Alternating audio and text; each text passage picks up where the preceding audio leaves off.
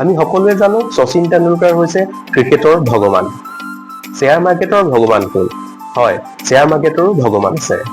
তেওঁ হৈছে Warren buffet, আমেৰিকাৰ নিবাসী। তেওঁ 1920 চনত 11 বছৰ বয়সতেই তেওঁ নিউজ পেপাৰ আৰু মেগাজিন মানুহৰ ঘৰে ঘৰে বিক্ৰী কৰিছিল আৰু দিনৰ ভাগত হোটেলৰ পৰা কোল্ড ড্ৰিংকছ আনি ৰাস্তাত তেওঁ বিক্ৰী কৰিছিল। সেই ব্যৱসায়ৰ পৰা তেওঁ যিখিনি পইচা সেভিংস কৰিছিল, সেই সেভিংসৰ পইচাৰে তেওঁ শ্বেয়াৰ মাৰ্কেটত ইনভেষ্ট কৰিছিল।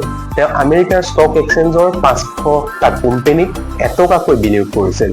তেওঁ সৰ্বমুঠ ইনভেষ্টমেণ্ট এমাউণ্ট আছিল 500 টকা। 30 বছৰৰ পাছত 1950 চনত আমেৰিকাৰ যেতিয়া শ্বেয়াৰ বজাৰ উত্থান ঘটে, তেতিয়া সেই 500 টকাৰ ভেলু হৈ তেওঁ হৈছিলগৈ 55,000 টকা। এই বাতৰিয়ে সেই সময়ত শিৰোনামা দখল কৰিছিল। তেওঁলৈ বহুতো জব অফাৰ আহিছিল, কিন্তু এটা ষ্টক ব্ৰকিং কোম্পানীয়ে তেওঁক ষ্টক ৰিচাৰ্চ হিচাপে জব অফাৰ কৰিছিল। সেইটো তেওঁৰ বাবে হৈ গৈছিল গাখীৰতে মহৰ খুঁটিৰ দৰে।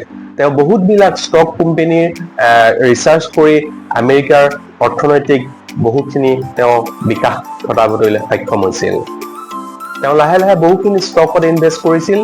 শেষত এটা ষ্টকত তেওঁ বহুখিনি টকা উপাৰ্জন কৰিবলৈ সক্ষম হৈছিল। সেইটো হৈছে চকলেট বনোৱা কোম্পানী।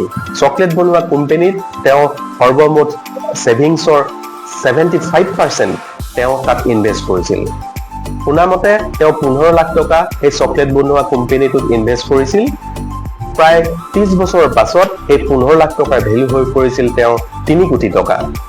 লাহে লাহে তেওঁ নিজৰ কোম্পানী কিনিবলৈ সক্ষম হৈছিল। তেওঁ বহুতবিলাক কোম্পানী তেওঁ মালিকাধীন হয়। তেওঁ লাহে লাহে কিছুমান ষ্টকত ইনভেষ্ট কৰি আৰু ধনী হৈ গৈছিল। বৰ্তমান সময়ত তেওঁ পৃথিৱীৰ 6 নম্বৰ ধনী ব্যক্তি। এই ভিডিঅ'টো কেনেকুৱা লাগিলে? যদি ভাল লাগিছে আপোনালোকে শ্বেয়াৰ কৰিব, ছাবস্ক্ৰাইব কৰিব, কমেণ্ট